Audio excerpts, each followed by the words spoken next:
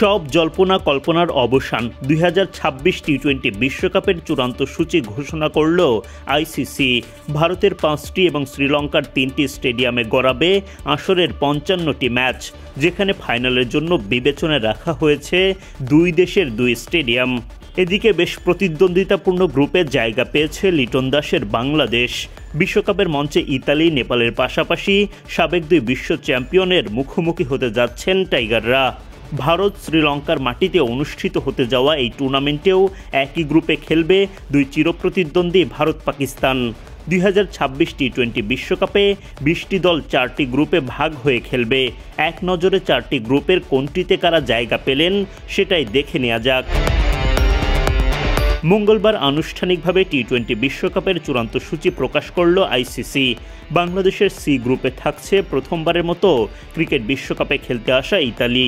ইতালির ফুটবল দল নিয়ে বাংলাদেশিদের মধ্যে আগ্রহ বেশ। এবার তাদের বিরুদ্ধে ক্রিকেটের লড়াই। ইতালির পাশাপাশি নেপালও রয়েছে বাংলাদেশের গ্রুপে। সবশেষ 2024 টি-20 বিশ্বকাপেও বাংলাদেশের গ্রুপে ছিল তারা। সেবার তাদেরকে হারিয়ে সুপার 8 নিশ্চিত করেছিল টাইগাররা। ইতালি নেপালের মতো দুটো দলকে দেখে খুশি হওয়ার উপায় নাই, কারণ সাবেক 2 বিশ্ব চ্যাম্পিয়ন ইংল্যান্ড এবং ওয়েস্ট ইন্ডিজও থাকছে টাইগারদের গ্রুপে। 5 দলের গ্রুপে মাত্র 2টি দল পরের রাউন্ড সুপার 8-এ জায়গা পাবে। ফলে ইতালি নেপালের বিপক্ষে জয় নিশ্চিতের পাশাপাশি ইংলিশ কিংবা ক্যারিবিয়ানদের মধ্যে যে কোনো একটা দলকে ভরকে দিতে হবে লিটনদের। এদিকে আসন্ন বিশ্বকাপের বাকি গ্রুপগুলোতেও চলবে হাড্ডাহাড্ডি লড়াই। স্বাগতিক দল ভারতের এ গ্রুপে রয়েছে চিরপ্রতিদ্বন্দ্বী পাকিস্তান।